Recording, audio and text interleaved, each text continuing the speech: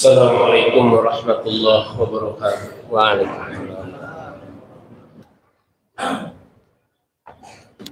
Alhamdulillah alladzi arsalahu bil huda wa dinil haqq liyuzhirahu 'ala dini kullihi walau karihal kafirun. Asyhadu an la ilaha illallah wahdahu la syarika lah wa asyhadu anna Muhammadan abduhu wa rasuluh. Allahumma salli wa sallim wa barik ala sayyidina Muhammad wa ala alihi wa sahbihi ajma'in. Amma ba'du fa ya ibadallah, usikum wa nafsi bitaqwallahi wa ta'atihi faqad fazal muttaqun. Wa qala ta'ala fi kitabil karim, a'udzu billahi minasy syaithanir rajim, bismillahirrahmanirrahim. Alladzina amanu wa hajaru wa jahadu fi sabilillah ulaika yarju rahmatallah ila akhir ayat. Shadaqallahul azim. Hadirin kaum muslimin, jamaah salat Jumat yang dimuliakan oleh Allah Subhanahu wa taala. Marilah kita bersyukur kepada Allah atas semua nikmat yang Allah berikan kepada kita. Begitu besar dan begitu banyak nikmat yang kita terima, baik nikmat yang bisa kita hitung secara kuantitas maupun nikmat yang tidak pernah bisa kita hitung dengan nilai apapun kita menghitungnya. Karena itulah hari ini begitu besar nikmat Allah yang kita terima, termasuk nikmat sehat walafiat, nikmat iman dan Islam.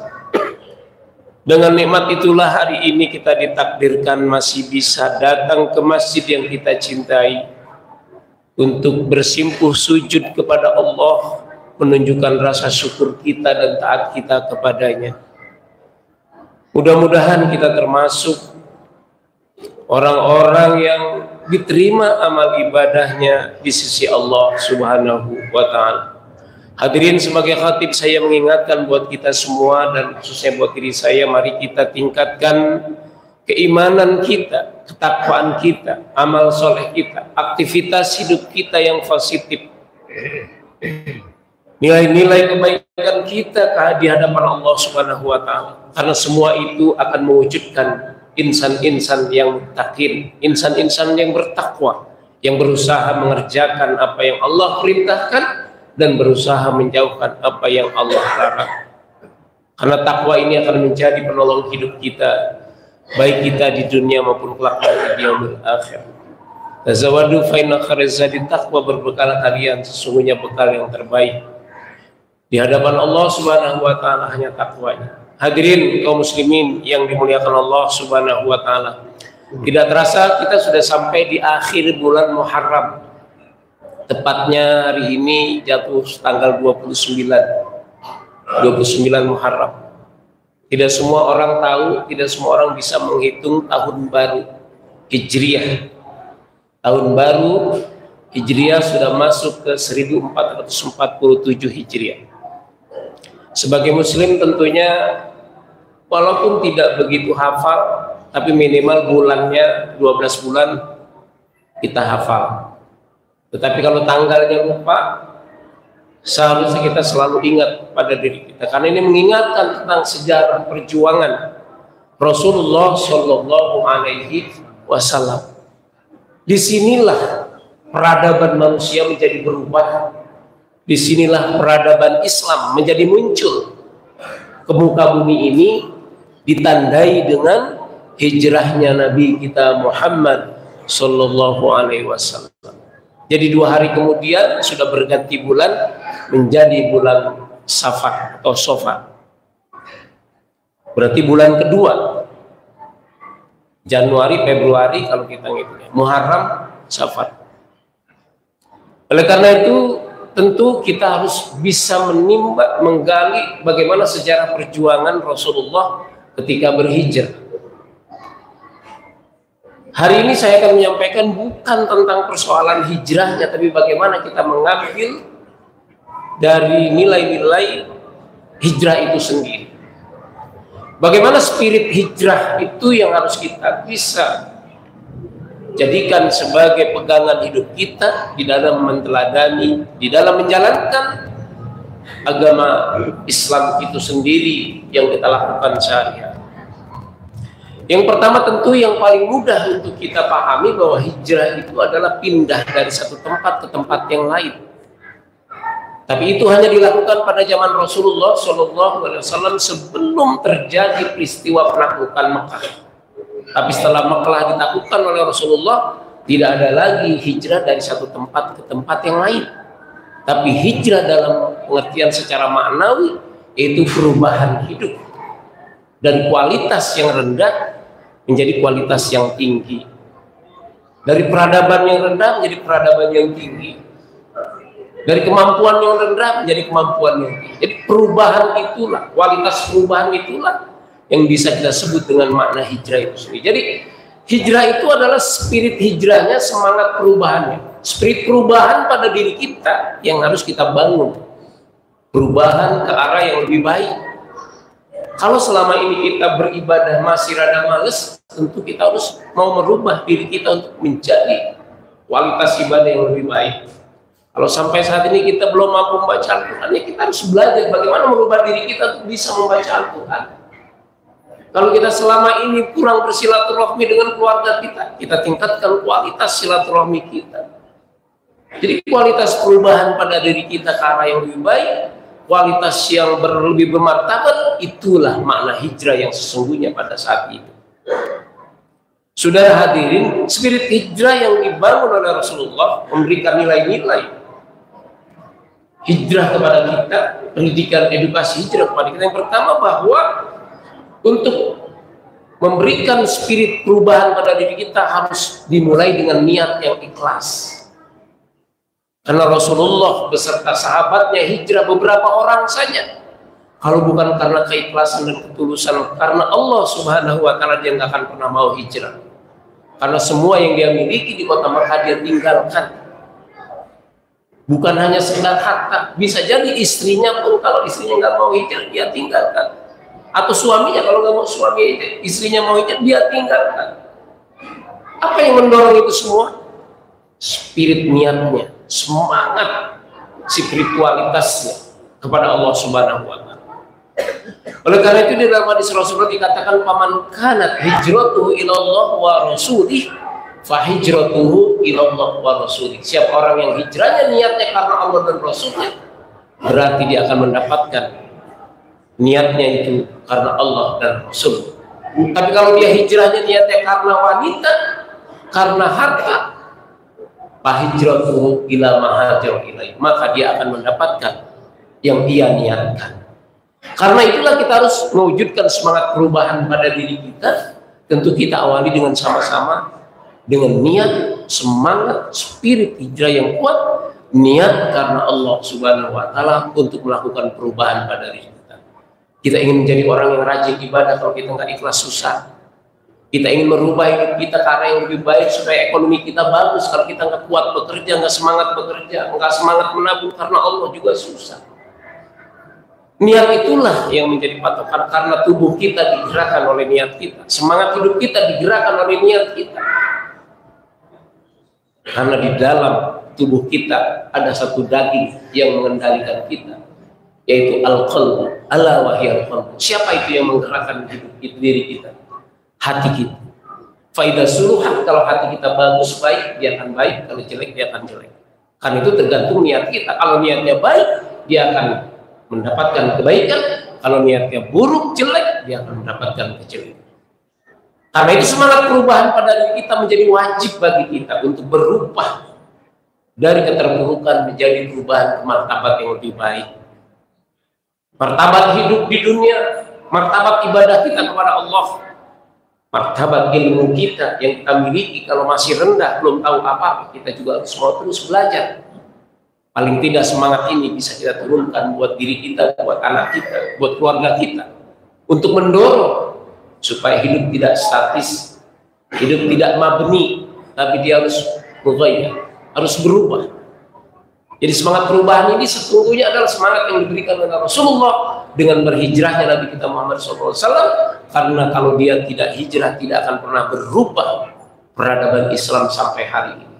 Mungkin Islam tidak punya tempat dan tidak maju kalau tidak didasarkan pada perubahan hijrahnya Nabi kita Muhammad SAW. Karena hijrah Nabi bukan hanya sekedar perintah Allah Subhanahu wa Ta'ala, tetapi dia juga adalah mengatur strategi bagaimana Islam bisa lebih berkembang di hadapan masyarakat, diterima oleh umat, diterima oleh manusia. Nah, itulah salah satu strategi yang dilakukan oleh Rasulullah SAW. Nabi hijrah ke kota Madinah, dari kota Makkah ke kota Madinah. Jadi yang pertama tentu adalah nilai-nilai keikhlasan kita untuk semangat kita agar tetap berubah. Yang kedua adalah bagaimana semangat kebersamaan kita sebagai masyarakat. Kalau kita nggak pernah hidup mau bersama, semangat gotong royong kita hilang, nggak akan pernah bisa tercapai cita-cita umat kita.